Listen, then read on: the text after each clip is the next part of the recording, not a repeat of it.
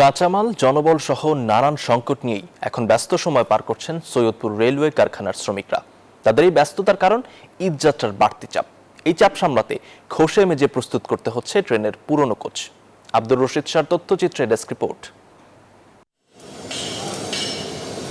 কোথাও চলছে ওয়েল্ডিং, কোথাও বডি মেরামত, আবার কোথাও নতুন করে রং করা হচ্ছে ট্রেনের পুরনো কোচ।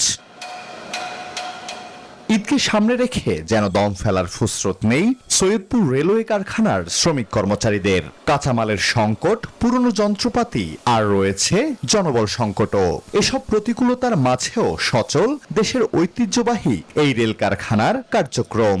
আমাদের এখানে বর্তমানে শ্রমিক সংকট প্রচুর রয়েছে। এখানে আমার শপে 41 জন মঞ্জুরি, সেখানে আমরা লোক আছি মাত্র 13 জন। চাকা থেকে সবকিছু কাজ করে পেন শপে দেই, পেন শপে দিয়ে কালার করে নতুন করে একবারে পাঠায় দেই।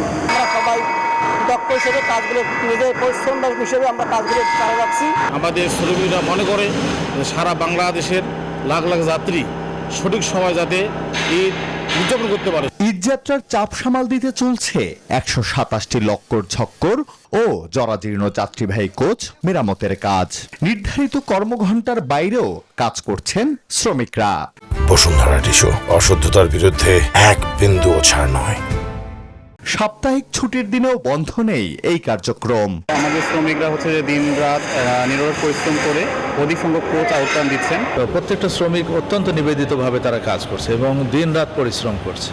এই ঈদ উপলক্ষে আপনার সম্মানিত যাত্রী সাধারণের স্বাচ্ছন্দ্য ভ্রমণের জন্য তাদের কথা মাথায় রেখেই আমরা আমাদের সেবাটি যথাযথভাবে দেওয়ার চেষ্টা করছি। মেরামত শেষে এসব কোচ রাজধানী সহ দেশের বিভিন্ন আন্তনগর ট্রেনে যুক্ত করা হবে।